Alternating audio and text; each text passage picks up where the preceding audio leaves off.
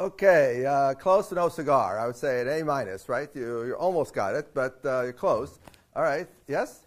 So it's Belshazzar. Belshazzar. Right, this is Daniel chapter 5. I know I didn't ask you to read Daniel chapter 5, but hey, you should be literate anyway. Daniel, okay, yes, Belshazzar. Yes? That's right. And on that Belshazzar is the last king of the Babylon, according to this story. So on that very night, Belshazzar is killed, and he is succeeded by Darius the Mede. Darius, king of Media. That's in Daniel chapter 5. You all heard the expression, the handwriting on the wall? Well, here it is. This is the handwriting on the wall. This is where that expression comes from, Daniel chapter 5, in which a mysterious hand emerges from heaven and writes a mysterious message that the king cannot decipher. The king calls Daniel to decipher it for him, and Daniel says, your deeds have been weighed and have been found wanting. The vessels that are prominently displayed in the painting, these are vessels that Belshazzar, king of Babylon, had taken out of the temple, out of the royal treasury. These were vessels that had been from the temple of Jerusalem. Right, so part of what he's doing is profaning the vessels, right, to show the triumph over the God of Israel. But of course, the God of Israel gets the last laugh because Belshazzar meets his untimely end. Anyway, there's a spectacular painting by Rembrandt, right? One of my favorites. So, those who are Hebraists will know that Rembrandt didn't get the final letter right. Looks like a Zion rather than a Nun. It's either he copied it wrong from a copybook, or we're meant to understand that the divine hand hasn't quite finished shaping the letter yet. Maybe the divine hand will get it right before it's done. Anyway, everyone, today we're discussing the book of Daniel, which is the latest book in the Bible.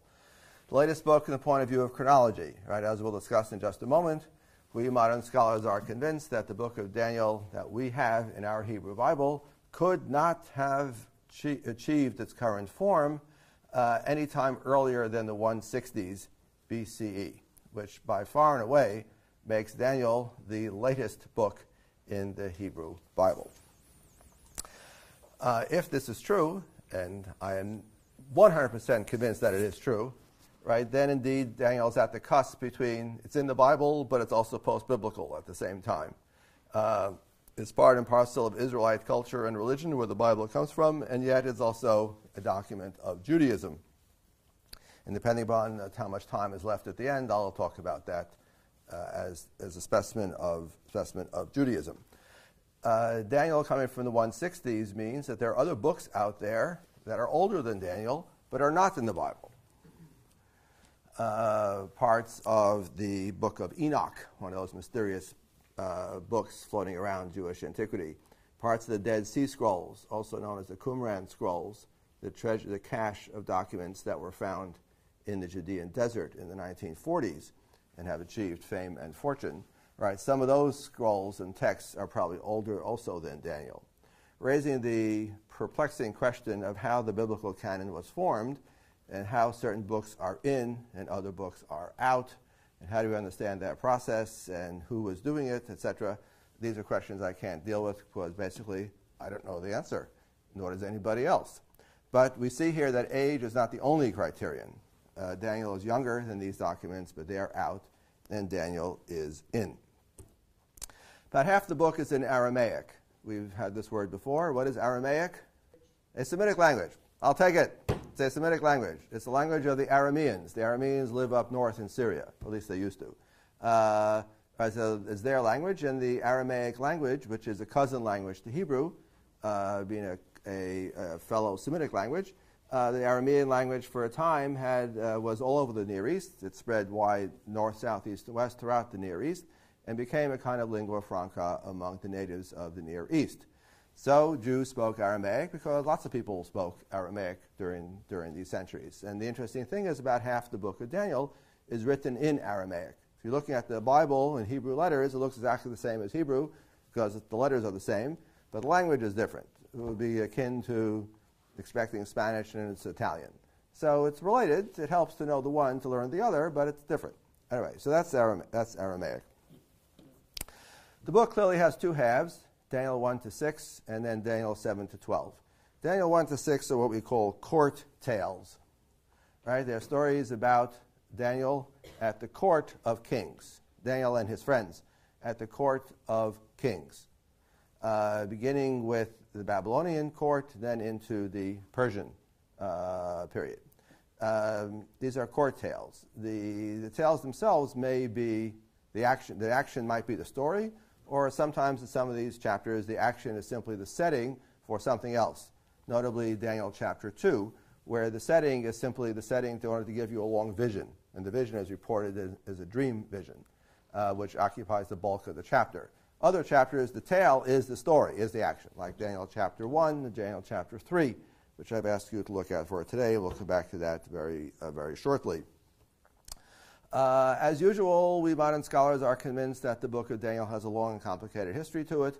So before these stories wound up in the book of Daniel, we assume that they had a prehistory floating around in different versions. We can look at Qumran, blah, blah, but you're not interested in this. Anyway, the usual modern Bible scholarly stuff, that there's a long, complicated history before the stories reach their current form in the book of Daniel. But that you knew even before I said it. Then the second half of the book are the visions, Daniel 7 to 12, where here there is no story. We simply have a vision. Daniel reports a vision, or a vision is reported to Daniel with an angelic intermediary or not an angelic intermediary. There is, Daniel 7 to 12 are called the visions. The two halves are put together, and the book as a result has, it's a funny book, right? Each chapter, each story in the first half is an independent story. Then each vision in the second half is an independent vision. There are overlaps, as we'll see in a second, but literally speaking, they're separate units, Daniel 1 to 6, 7 to 12. Okay, my bullet point, tension between the real date and the fictive date. Let's make sure we understand this again. There is no book in the Hebrew Bible which says or declares about itself that it is later than the Persian period. Class, reminder, when's the Persian period? 537. All right, 537. Close enough. I'll take it. 539 BC. Right, 537 is probably the declaration of Cyrus, right, allowing the Judeans to return from Babylon to Persia. So the rise of Persia is in the middle of the 6th century BCE. Remember your empires in order. We have the Assyrians, then we have the Babylonians, then we have the Persians. Right, so the Persians come to and then the Greeks, but we haven't gotten there yet. Right, so the Persians, rise of Persia is 6th century BC, middle of the 6th century BCE.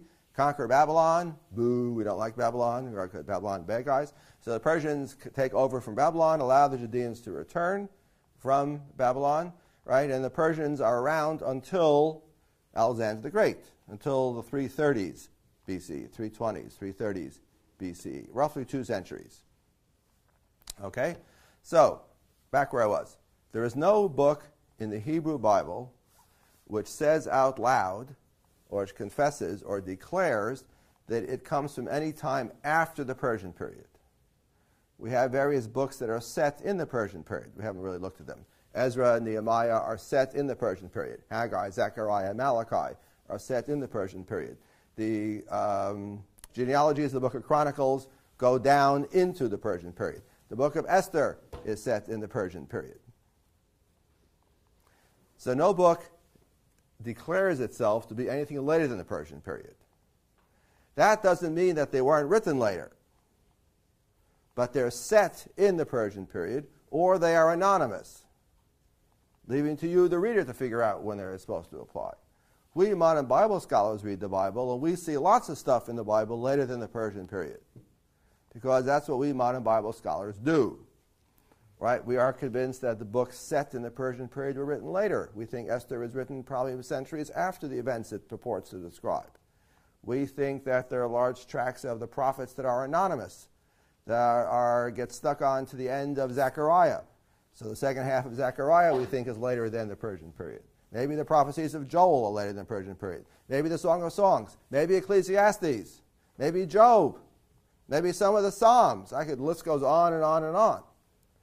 But the key thing is they don't admit it. So Daniel, now come around full circle, Daniel, we think the form in which we have the book is talking about events of the 160s BCE.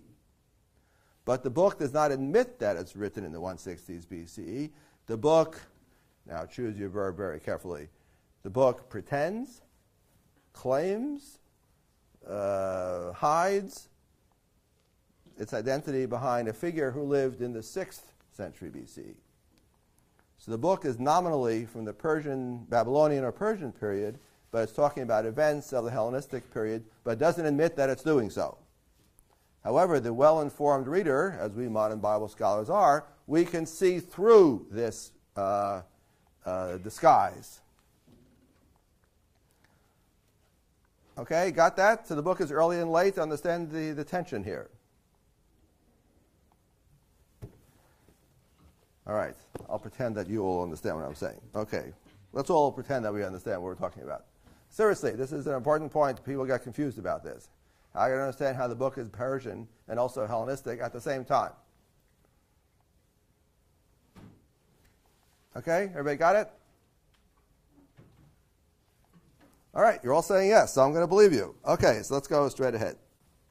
So the first half of the story, the book of Daniel, are these court tales. Daniel and his friends find themselves at the court of a different kings, right? Then we have their adventures. That's the first half of the story, of the book. He's a courtier, just like Joseph. Remember Joseph at the court of Pharaoh was a courtier. He's a dream interpreter, just like Joseph. So apparently this is part of the wisdom tradition that a wise counselor at the court of a king should have among his other arrows in his quiver, should also be a dream interpreter. That's part and parcel of being an advisor to the king. What do we see in these court tales? We see a model diaspora Jew. A Jew living in a diaspora, but he knows how to behave. On the one hand, he's reached the top of the civil service. He's advisor to the king.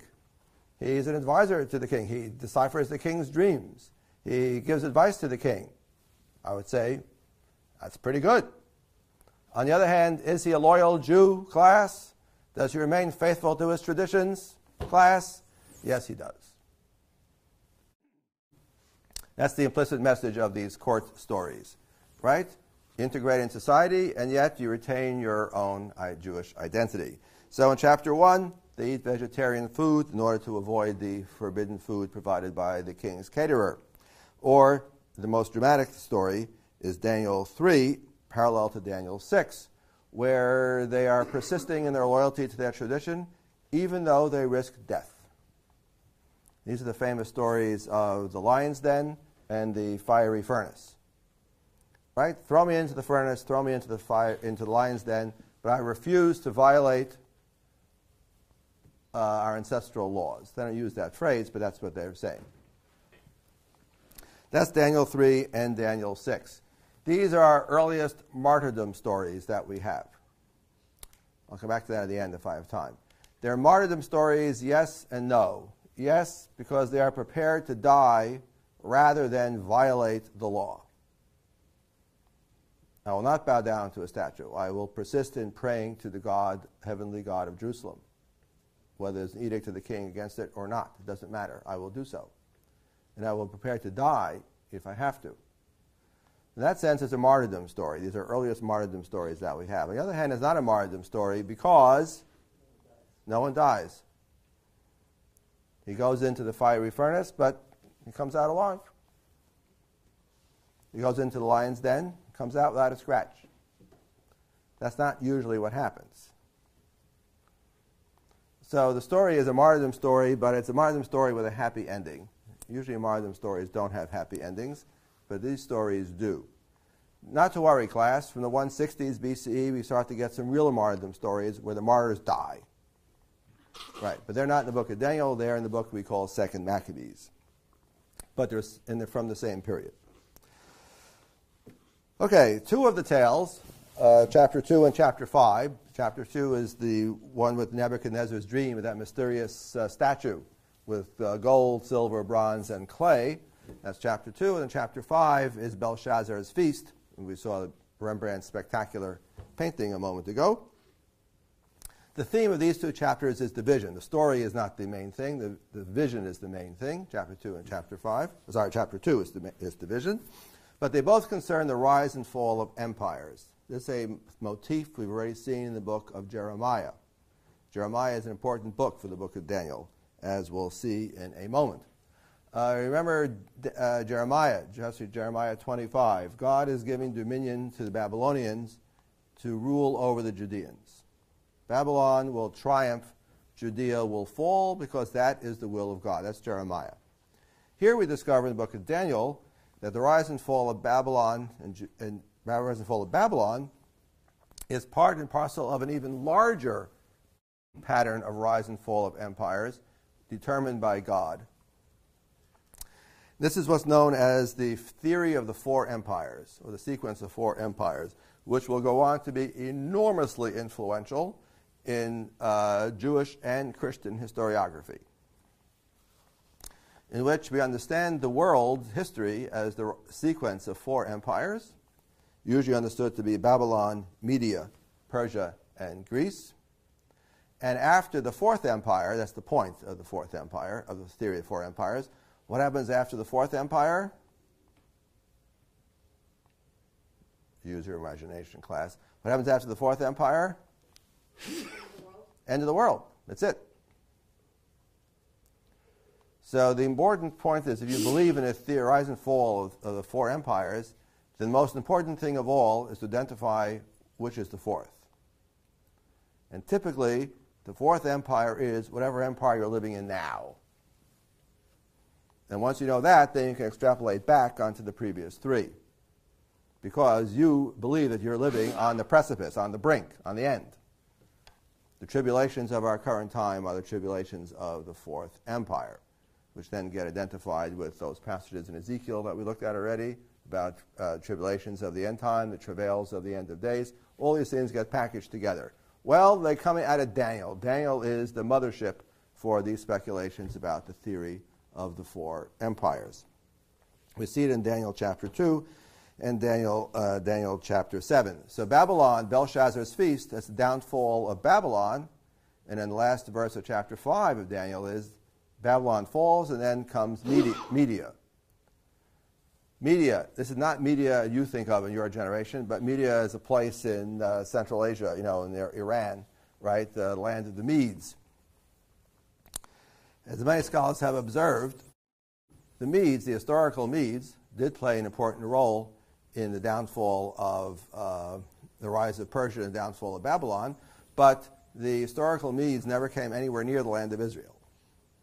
Therefore, if Jews are talking about a theory of, or is Judeans, Babylon, Media, Persia, Greece, then it's evidence that this theory came to them from somewhere else where there were Medes. Because nobody in Israel would make up a theory like this. We're talking about Medes, and no one has ever seen a Mede in his life. So there's a complicated story here also, how this theory came about. But anyway, there it is in the book of Daniel, theory of the four empires, Babylon, Medes, Persia, and Greece. So then in chapter 5 of Daniel, Darius the Mede takes over from Belshazzar. But as many scholars have observed, there was no king ever called Darius the Mede. That's made up by the book of Daniel because it has a theory of four empires. After Babylon has to come the Medes. Okay. So that's the first half. So the court stories are combined with visions. Visions are embedded in the court story also, or the story could be the main thing, the martyrdom stories. Okay, I'm ready to talk about Daniel 7 through 12, which is the main thing. Darius the Mede. There are Darius the Persians, plenty of Darius the Persians, but not Darius the Mede. Scholars have looked in vain to find any king of Medes and Media that would be called Darius the Mede, succeeding Belshazzar. There ain't no such thing, right? Right. But the author wants there to be a king of Media because he wants the king of the Medes to succeed Babylonians.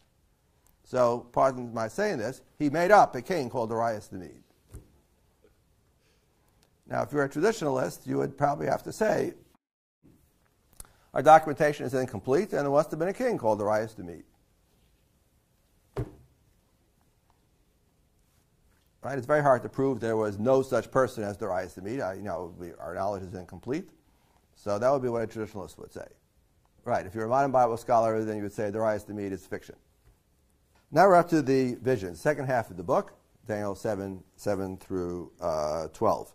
These are the events, all of these chapters, some more, some less, are talking about or inspired by the events of the 160s BC. Let me talk about that for 30 seconds. Otherwise, I'll give you an hour-long lecture about the events of the 160s BCE, which I would love to do, but you don't want to hear. Okay, so what's happening in the 160s? So if you go back to your timeline, I'm not going to bring it up right now because it'll take, if I do, I'll never finish. So I just want to get brief. So 320s, 330s, 320s, Alexander the Great, right? So the Persian Empire comes to an end, is replaced by the Greek empires, or Hellenistic empires we call them, but we'll call them Greek empires, right? The Greek empires are different generals, different kings, in which Alexander's great empire is broken up into pieces. So the land of Judah, for a time, is under the Egyptian peace, the Egyptian empire, and then as the generals fight each other, so sooner or later in the year 200, it finds itself attached to the Syrian peace, to the so-called the kings of the north, in Syrian peace. Something very dramatic. During this entire time, we hear about no rebellions. The Judeans are living under Greek kings, and everything seems fine as far as we know, until something very dramatic happens in the 170s and 160s. The events are very confusing. The story is told in a book in the Apocrypha called the First Maccabees, with a parallel in a book called Second Maccabees. If you're interested, those are the two main sources of those two books. And in the 170s and 160s, something very dramatic happens. We have a confrontation between the Judeans of Jerusalem and the monarchy, and the Greek kings of Syria, known as the Seleucids. And as a result of this confrontation, the king of Syria, or people acting in his name, profane the temple. They introduce into the Jerusalem temple some profane cult objects from some non-foreign worship. They prevent the Judeans from worshiping the Lord in the traditional manner. And they even go out into the countryside to compel Judeans out there to bow down to an idol and or to eat pork. In other words, to uproot Judean religion. This, as you might have expected, elicits a negative reaction from some circles among the Judeans, who go off and wage a guerrilla war against the Greek kings of Syria and his troops. And miraculously enough, they are successful. They take on the Seleucid Empire and they win. So we have a war lasting approximately 3 years, in the end of which the Judeans, or at least some party within the Judeans, reclaim the temple, re-purify the temple, throw out all those obscene cult objects introduced by the Greek kings, and restore traditional temple worship, or at least so they claim. These good guys are known as Hasmoneans, or Maccabees. And the festival that we have to this very day celebrating these dramatic events is the festival of Hanukkah, which is why little Jewish boys and girls get gold foil wrapped chocolate candies and presents, right? That's a long story there, right? To celebrate the great victory of the Hasmoneans over the Greek kings of Syria. The visions of Daniel, especially the last set, Daniel 10, 11, 12, these refer obliquely, cryptically, to be sure, but nonetheless, if you take out your history book and see what's going on in the 160s in Jerusalem, and you read the visions of Daniel, you will see without any doubt whatsoever that Daniel is referring to these events. That's how we know that the visions of the book of Daniel, especially the last chapter, where it's clearest of all and it's most specific, we could say that the book did not achieve its current form until sometime in the 160s. I'm not finished yet on that, but let's just stop there for the moment. Okay? That's all you need to know, ladies and gentlemen. If you look at the notes in the JSB, they'll help, or any annotated Bible, they'll help you work your way through these events, these dramatic events. So, first of these visions is Daniel chapter 7, which is perhaps the dooziest of them all. That's a technical term of biblical criticism. The most mind-numbing, the most extraordinary. It would be Daniel chapter 7. Here we have vision of 4 beasts. 4 beasts, remember 4 beasts, 4 empires. The 4th beast, the 4th empire, is the last and the worst. That's the Greek Empire, which is persecuting the Judeans. That's again, very, very clear. Oh, by the way, this is not my brilliant discovery that Daniel talks about the events of the Hasmonean period. This was already known in the 3rd century CE by a pagan intellectual named Porphyry, who saw through the book of Daniel. Okay, there's a long history of scholarship on this point. Okay, vision of the 4 beasts. And here I picked out for you on your handout 2, perhaps the most striking passages in this vision of Daniel chapter 7. As I looked on, this is Daniel talking in the first person singular, describing his vision, thrones, plural, thrones were set in place, and the Ancient of Days took his seat. His garment was like white snow, and the hair of his head was like lamb's wool. His throne was tongues of flame, its wheels were blazing fire. A river of fire streamed forth before him. This sounds just like Mark. What does it sound like? Ezekiel 1. Very good. Yes. A river of fire streamed forth before him. Thousands upon thousands served him. Right? God the King sits on the throne and is surrounded by myriad angels, we would call them. Thousands upon thousands served him. Myriads upon myriads attended him. The court sat and the books were opened. So it's pretty clear the Ancient of Days is God. Right? Here we have one version of the Santa Claus image of God. Kind of the old man with a big white beard. Well, the red suit is missing, but the other parts are here. So this is part of this conception. And you can compare it to Ezekiel 1, Isaiah 6, and other passages. I looked on, then blah, blah, blah. Okay. Then because the arrogant words that the horn spoke, the beast was killed as I looked on. That's the 4th beast, but there are offspring of that 4th beast. Look at Daniel 7. Body was destroyed, consigned to the flames, blah, blah, blah, blah. Verse 13. As I looked on in the night vision, one like a human being, literal translation, one like a son of man, came with the clouds of heaven. He reached the Ancient of Days and was presented to him. Dominion, glory, and kingship were given to him. All peoples and nations, every language must serve him. His dominion is an everlasting dominion that shall not pass away, and his kingship one that shall not be destroyed. Every single reader of this vision from the day that it was written have been puzzled on what? What is this? There are thrones, plural, that are set. So clearly God, the Ancient of Days, sits in one throne. And then we have this mysterious figure who is not said to sit in the second throne, but how else do you make sense out of having thrones? Clearly, this is going to sit on the throne next to the Ancient of Days, and this is someone like a human being. This is why they translate in the JPS. Perhaps better translation, a figure who has humanoid shape. Is anthropomorphic. He has human form and shape is probably what it means, one like a son of man. He reached the Ancient of Days, was presented to him, and dominion, glory, and kingship are given to him. All peoples and nations, every language must serve him. Well, if you are a pious Christian, you know absolutely without any certainty, any doubt whatsoever what this passage is talking about.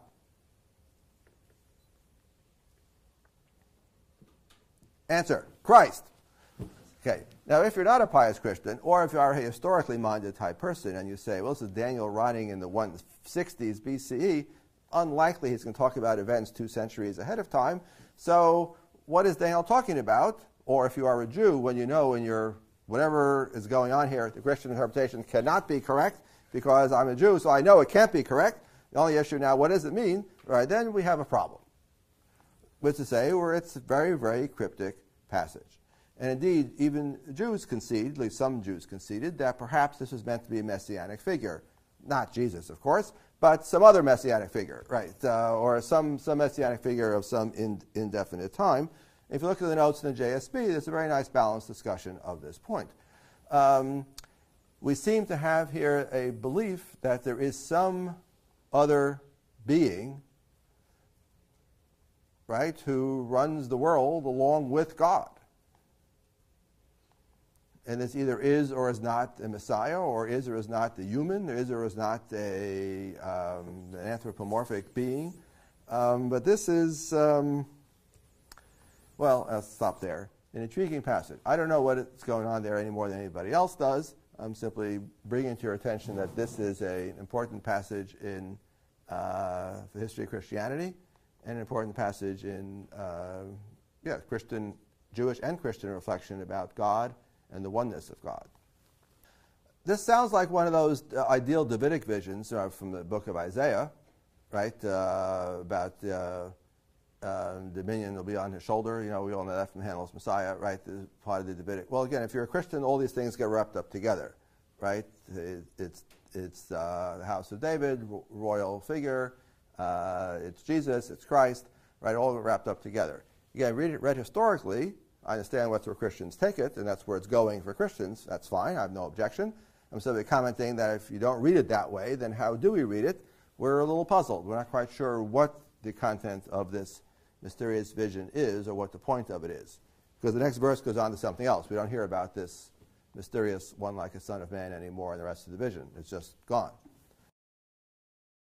Yeah, that presumably is an angel, right? That's a protective angel, right? So the three young men are in the furnace, but then God sends the angel, and when Nebuchadnezzar looks in through the looking glass, it says, there are four in there, not three. I could have sworn I put three in the furnace. Right, and it turns out that we know that the fourth is a protective one. That presumably is, quote, just an angel, quote unquote.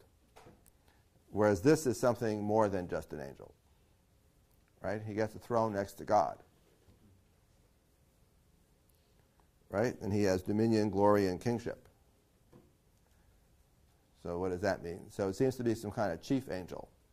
Or again, the way I understand it would be, God is the king sitting in his throne, but God doesn't run the world. He's God. You delegate. The CEO doesn't do all the work himself. The CEO has, chief operating officer. So that's what this is. Okay? Yeah, if it sounds puzzling, it is puzzling. Right? We don't know what Daniel is talking about.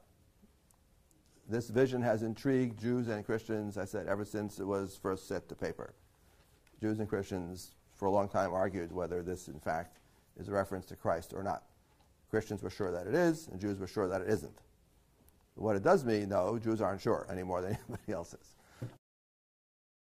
Absolutely. Well, here again, you and I might say, perhaps what Daniel needs more than anything else is a shrink. Right. That's something you and I might say.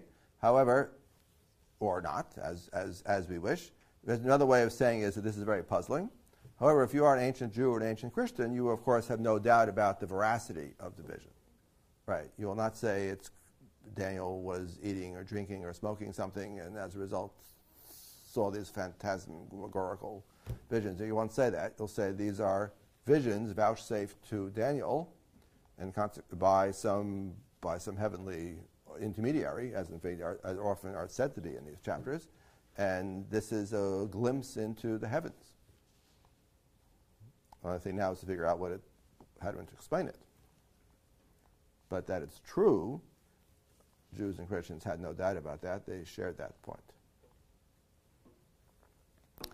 I refer you back to my discussion about prophecy and how we understand prophets. Okay, let's move along.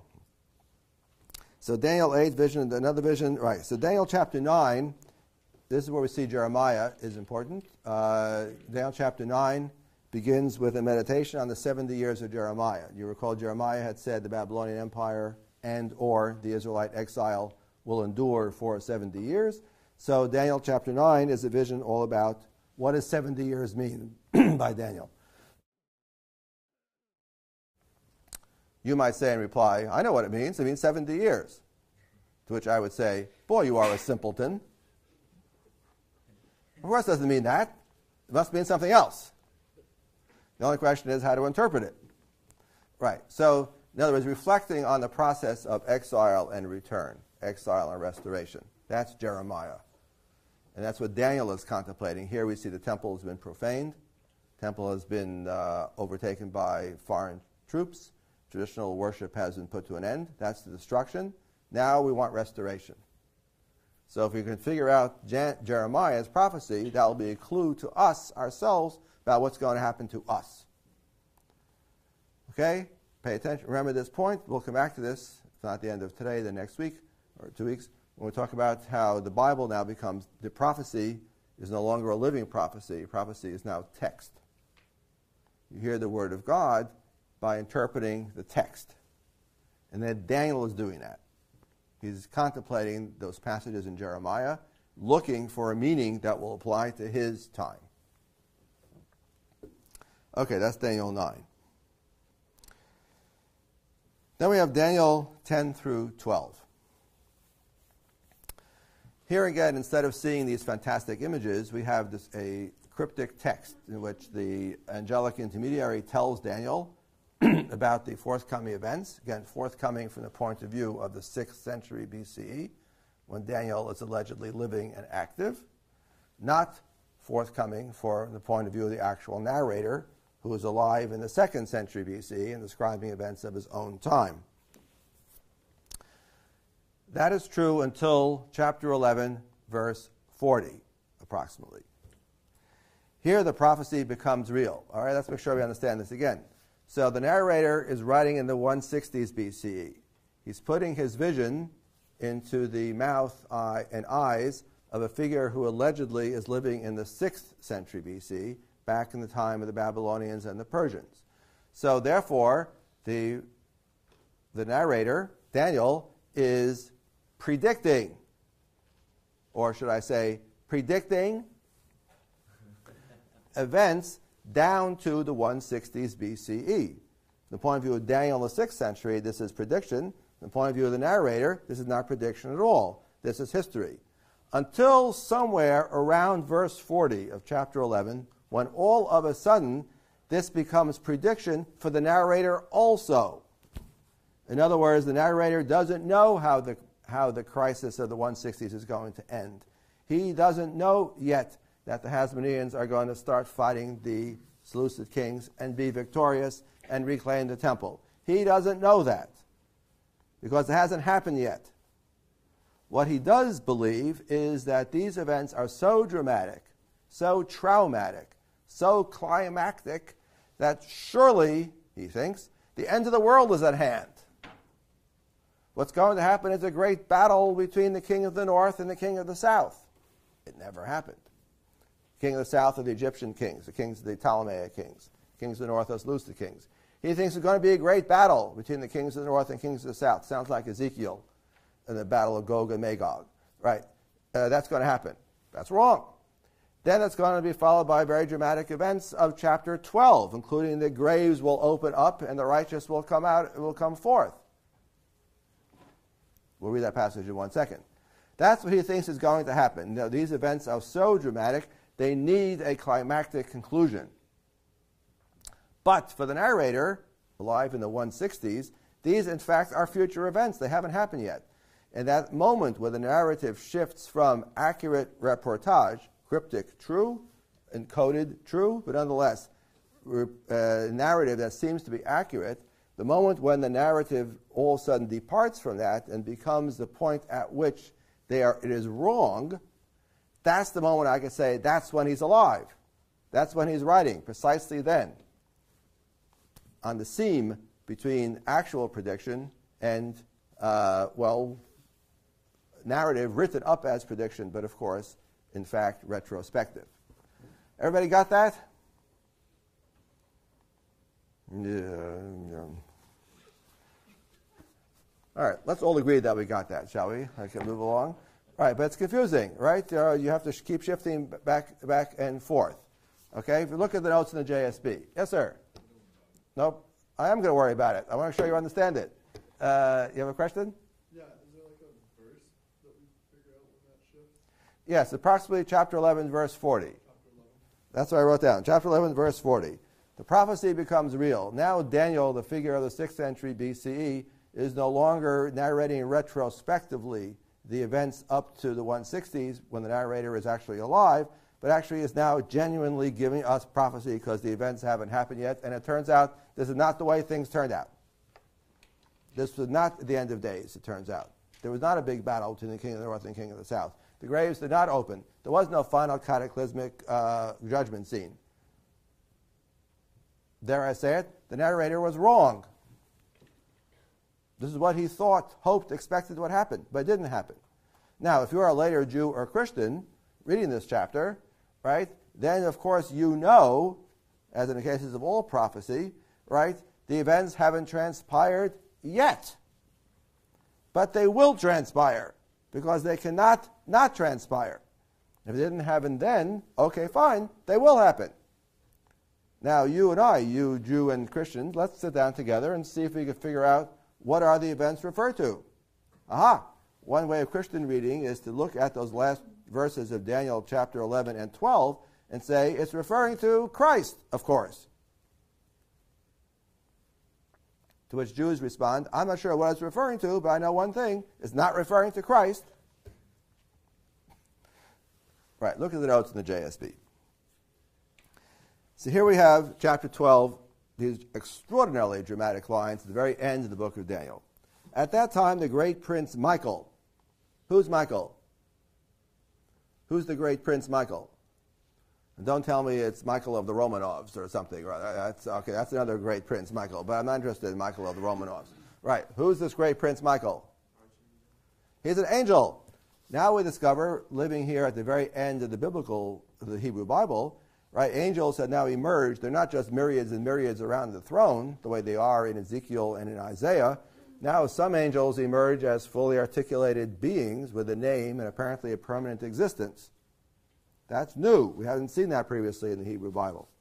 At that time, the great prince Michael, who stands beside the sons of your people, he's the protective angel of the people of Israel. Daniel seems to think that each nation out there has a protective angel. That's how God runs the world, like a bureaucracy, right? So there's an angel in charge of each nation out there.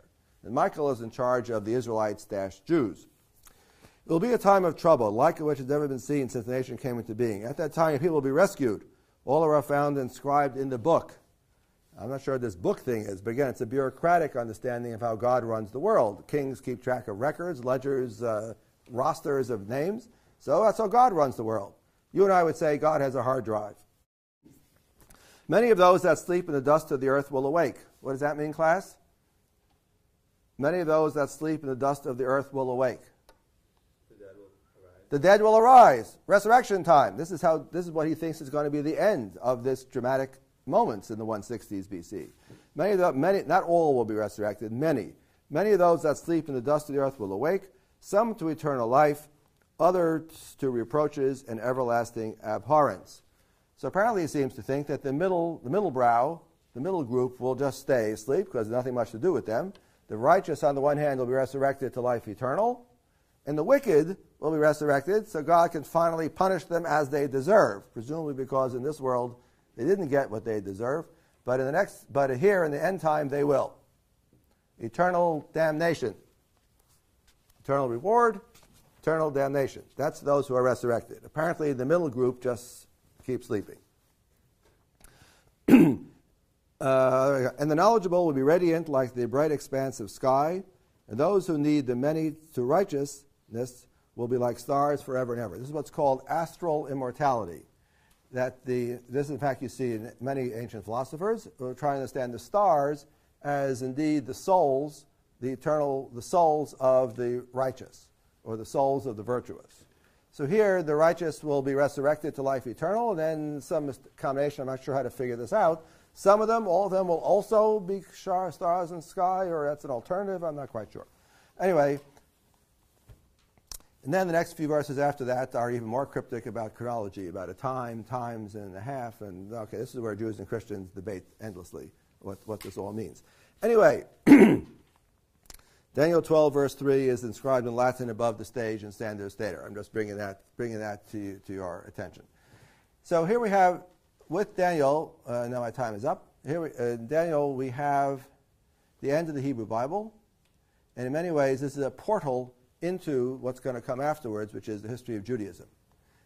I've been very careful throughout this course never to refer to the characters in the Hebrew Bible as Jews, or to refer to their religion, social, cultural system as Judaism. I've always said Judeans or Israelites, etc. But by the time we get to Daniel, I would say we're getting pretty close to something that I can recognize as Judaism. And we might want to call the book, or the people who wrote the book, as Jews, or the people alive at this time as Jews. I'll talk about that more next time when I talk about the Hebrew Bible and Judaism. But this is the book of Daniel, an extraordinarily important book, especially in the history of Christianity, history of apocalyptic thinking, for notions of Revelation, the first clear reference to resurrection in the Hebrew Bible. All that's in the book of Daniel. Thank you, everybody. Enjoy your Thanksgiving break, and I'll see you a week from Monday.